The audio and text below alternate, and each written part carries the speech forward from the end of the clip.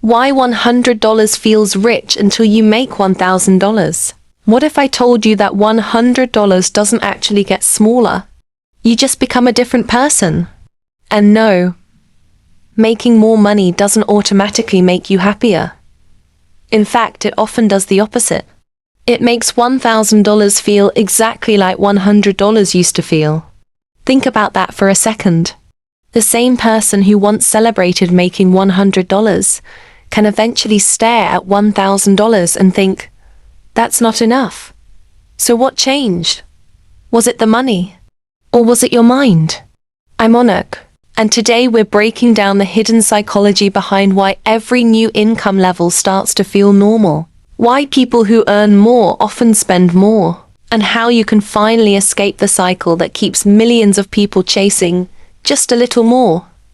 Stick around, because by the end of this, you will never look at your paycheck the same way again. Part 1. The illusion of money. Here's something wild. Money has a strange way of changing how we see the entire world. A salary that once felt life-changing can eventually feel completely ordinary. Meanwhile, someone earning far less might look at that exact same amount and call it a dream income. Why? Because our perception of wealth is almost never based on the number itself. It's shaped by what we're used to, what we compare ourselves to, and what we expect from life.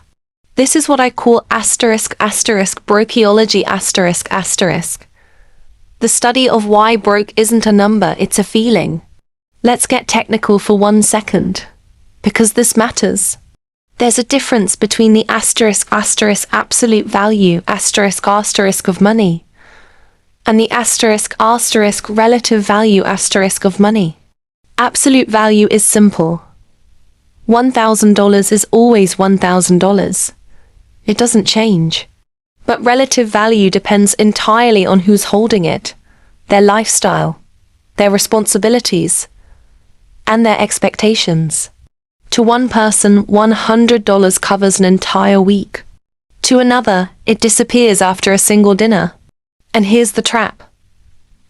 As income rises, expectations rise right along with it. What once felt like success quietly becomes the new normal. That's the cycle. Earning more doesn't always feel like having more.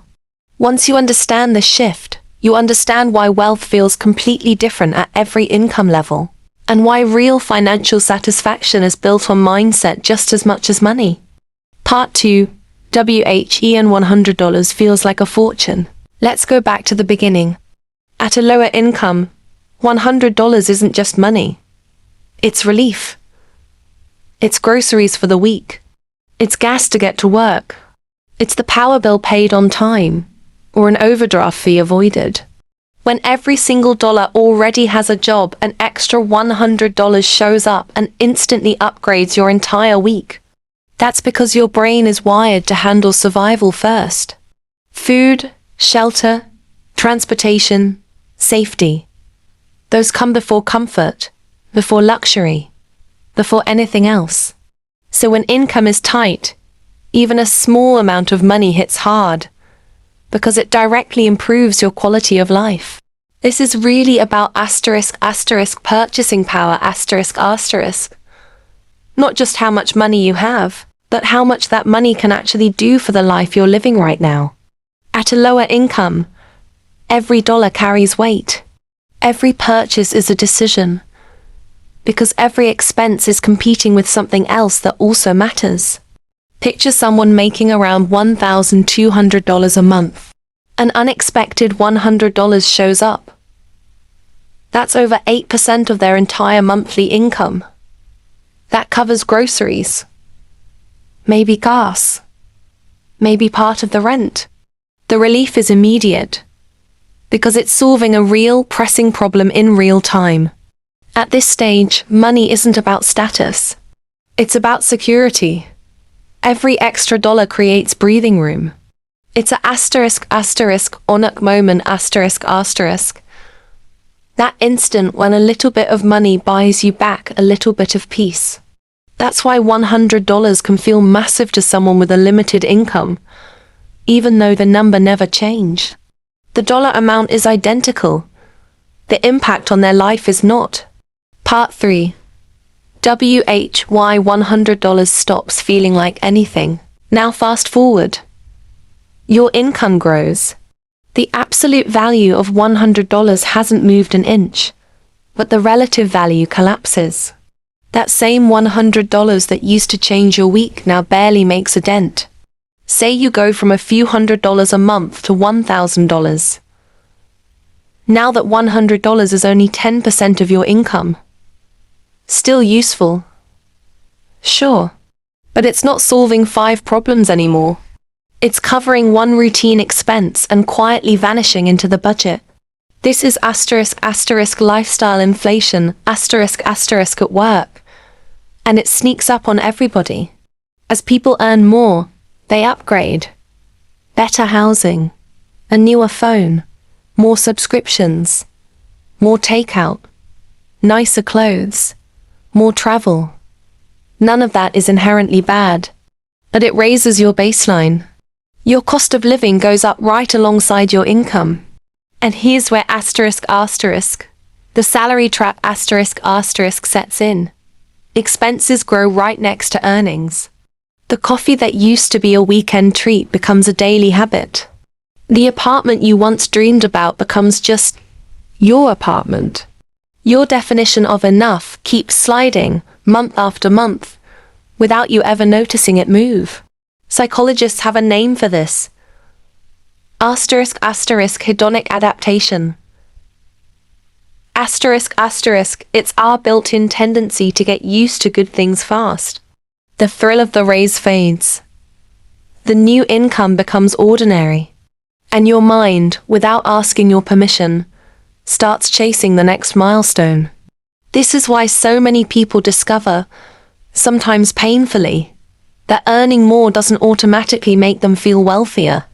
The raise gets absorbed by spending, by expectations, by new financial obligations. Without intention, higher earnings don't create freedom. They just create a more expensive version of the same stress. Here's the lesson, and I need you to sit with this one. Feeling rich has nothing to do with how much you earn. It's about how much margin you have. If your lifestyle grows exactly as fast as your income, a bigger salary will leave you exactly as stretched as you were before. Part 4. Your brain thinks in percentages. Here's a truth that will change how you see every dollar for the rest of your life. Your brain doesn't actually process money in dollars. It processes money in *** percentages. Picture 2 people. Person 1 earns $100 and receives another $100. That's 100% of their income. It literally doubles what they have. Person 2 earns $1,000 and receives that same $100. Now it's just 10%. Still nice. Not life-changing. Same money. Completely different impact. That's why 2 people can receive the exact same amount and have 2 completely different reactions. For one, it's everything. For the other, it's a nice little bonus and nothing more. And your budget evolves right along with this. At lower incomes, nearly every dollar already has a job. Housing, food, transportation, utilities. Almost zero room for error. But as income grows, new categories open up. Savings, investing, insurance, travel, hobbies, entertainment. More opportunity, but also more competition for your money. And without discipline, those new categories eat everything. This is *** money mayhem ***. When a bigger paycheck quietly disappears into bigger rent. Newer gadgets, more subscriptions, and lifestyle upgrades you didn't even plan for. It's why so many high earners still feel financially squeezed, despite making significantly more than they used to. So here's the real lesson. Wealth isn't about how many dollars land in your account. It's about how much of that money survives after your lifestyle takes its cut. The people who build lasting wealth aren't always the highest earners. They're the ones who refuse to let their spending sprint as fast as their income. Part 5. The Hedonic Treadmill. Now let's go deeper into the psychology, because this is where it gets fascinating. If money automatically made people happier forever, every single person who ever got a raise would be permanently happier. But that's not what happens. Behavioral economists have found our minds adapt to new income shockingly fast. What feels extraordinary today becomes completely ordinary tomorrow. The first reason is adaptation. Also called habituation. A raise hits and you feel it. Excitement, confidence, security. But a few months pass and your brain adjusts. The new paycheck stops feeling special. It just becomes your baseline. Remember the first time you bought something you'd wanted forever? It felt incredible. For a while. Then you used it every day, and the magic faded. Income works exactly the same way. Then there's reference points. We almost never judge our finances in isolation. We compare to our old income, to our friends, to social media, to some imaginary version of ourselves we think we should be by now. Earning $1,000 feels incredible if you used to earn $500. But give it a year, and your reference point quietly shifts. Now you're not comparing yourself to your old income. You're comparing yourself to someone making $2,000 or $5,000. Your situation objectively improved. Your sense of wealth didn't, because the goalposts moved. And that brings us to one of the most powerful ideas in this entire video. The hedonic treadmill. It's our tendency to keep chasing higher income, more possessions, bigger milestones, without ever landing on a lasting increase in happiness. Every win feels amazing, briefly, then becomes normal, and pushes you toward the next one. It's exactly like running on a treadmill. You're moving. You're working hard. But emotionally, you often end up standing in the exact same spot. If I could just make $1,000 a month, I'd feel successful. Then it's, I need $5,000. Then maybe $10,000. And eventually, even that starts to feel ordinary. This is why some people with modest incomes feel completely content, while others earning 5 times more still feel like it's never enough. The lesson? Wealth is partly psychological. Your income shapes your opportunities, but your perception of wealth is shaped by adaptation, comparison, and expectation. Manage those, or you'll spend your whole life one step behind on a treadmill that never turns off. Part 6. The Wealth Goblin of Comparison. Money is almost never judged alone. Most people decide whether they feel wealthy by looking sideways at everyone around them. That's why 2 people earning identical incomes can feel completely different about their lives. One feels successful. The other feels like they're falling behind. This is social comparison. And it's brutal. If your friends live like you do, you feel comfortable. But surround yourself with luxury cars, designer vacations, bigger houses, and suddenly your same income feels small. Social media turns this up to a scream. Every day, you're fed a highlight reel, new homes, new clothes, luxury trips, big purchases. That constant exposure quietly rewires what normal even means, until a perfectly stable life starts to feel like it's not enough. Call it the wealth goblin That voice in your head, fed by other people's highlight reels, whispering that you're behind. And expectations shift with income too.